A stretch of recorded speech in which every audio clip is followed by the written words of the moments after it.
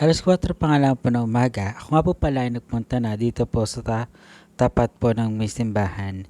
Dahil nga po ngayon pong araw kami po ay babiyahe papunta pong Makati. Dahil ngayon po kami po ay a-attend po ng national anniversary po ng aming simbahan.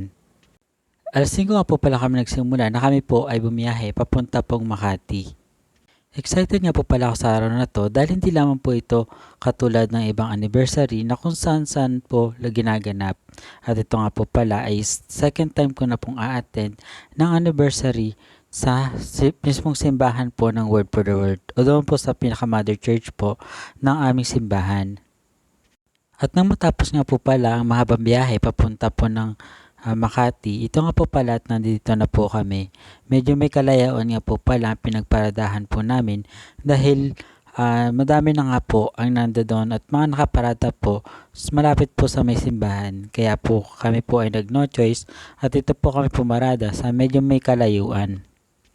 Bago nga po pala kami tuluyang pumunta doon sa pinakasimbahan, kami po muna ay nanatili po dito ng ilang minuto para nga po kami ay makakain po ng almusal. At nang makaraan nga po pala ang ilang minutong pagkain po namin ng aming almusal na mismo inahanda po ng aming pastor, kami nga po ay nagdiretso na doon po sa may simbahan.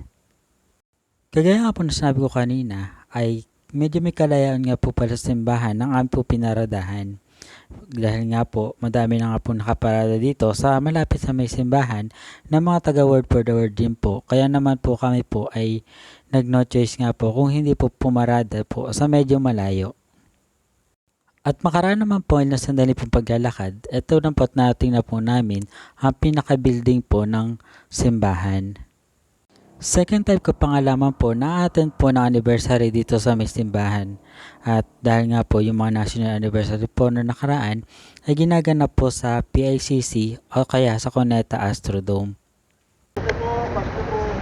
Saan ba?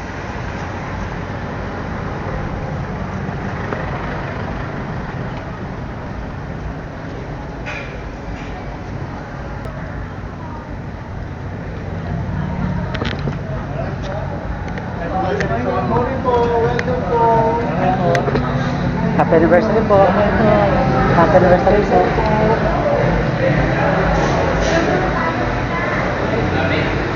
CCR lang ako. Ang pinakasimbahan nga po pala nila ay nasa taas po o nasa second floor. Kaya naman po kami po ay kailangan naming umakyat po ng hagdan papunta po sa second floor kung saan po ginaganap po ang anniversary. Medyo late na nga po pala kami ng time na to. Kaya naman po pag-akyat po namin ay naririnig na nga po namin na tumutugtog na po ng banda at nagka-praise and worship na po noong time na to.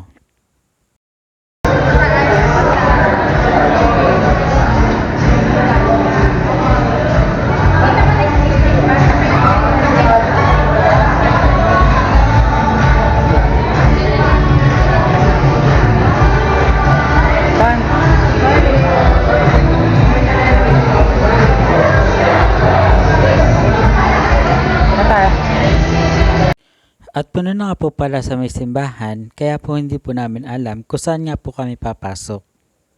Dahil nga po ng time na to, is madami nga po palang umattend ng anniversary.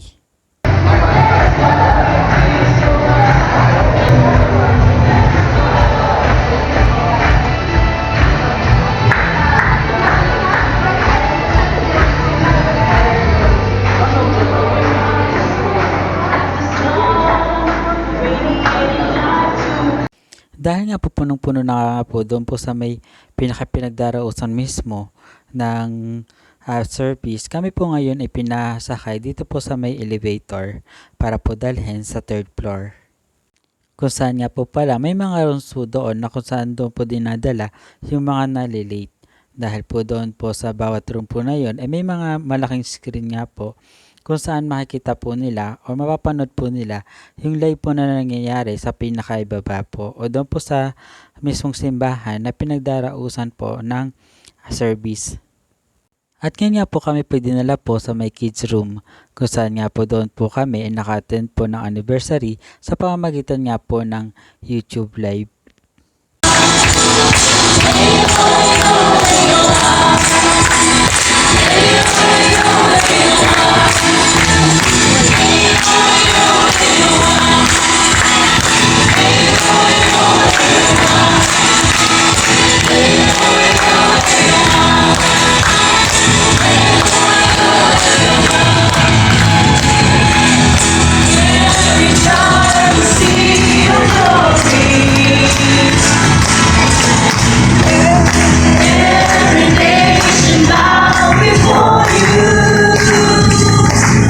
At nang matapos naman po ang service, kami po ngayon ay lumabas na po doon po sa may kids room kung saan po kami dinala.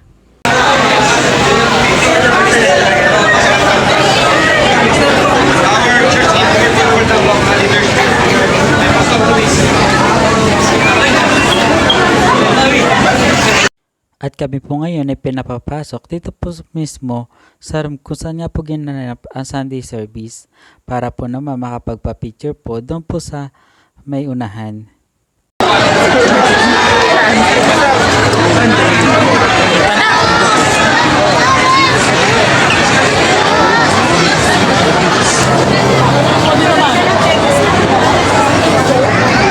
Now, Region 4, Laguna, Batangas, Quezon, Calamba, Binyan, San Pedro, Loma, Mahadao, Los Baños, Victoria, San Juan, Santa Cruz, Calauan, Nagcarlan, San Pablo, Calatagan, Lemony, Lipa, Tayabas, and Sariaya.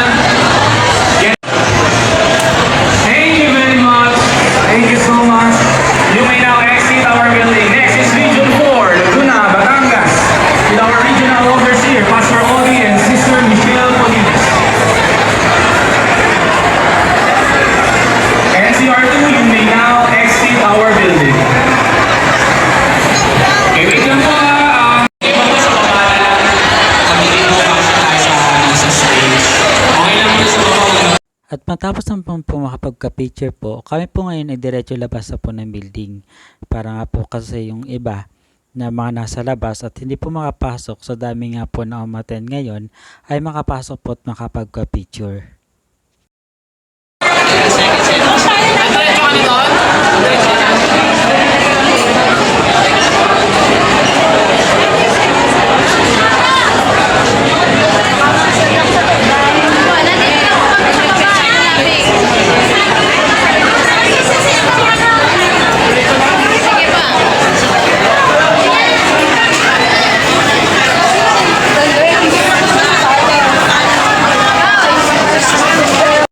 At ito nga po ang itsura po ng labas po ng building o ng simbahan.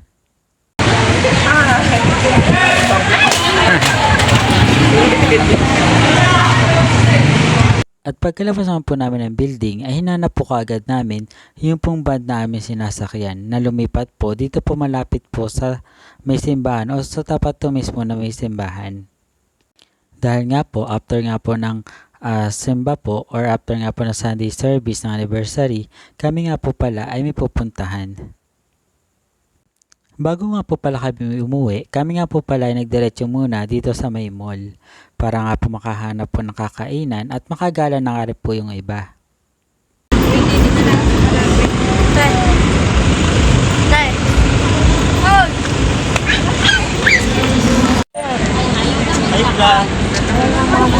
Ha?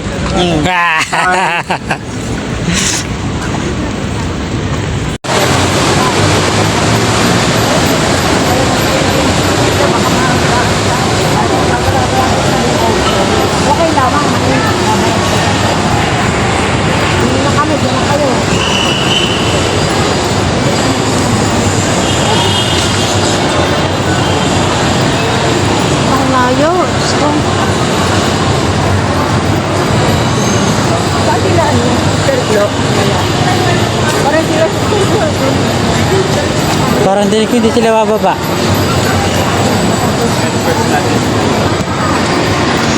May nakikisama lang.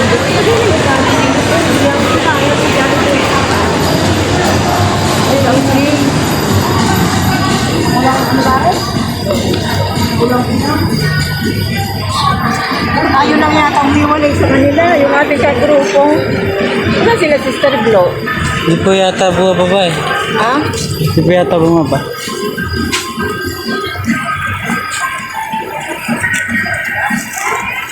At pagkapasok nga po namin ng mall ay nagkanya-kanya na nga po o nagkahiwa-hiwalay na nga rin po kami na magkakasama po sa band para po naman makaikot o makagala po yung iba.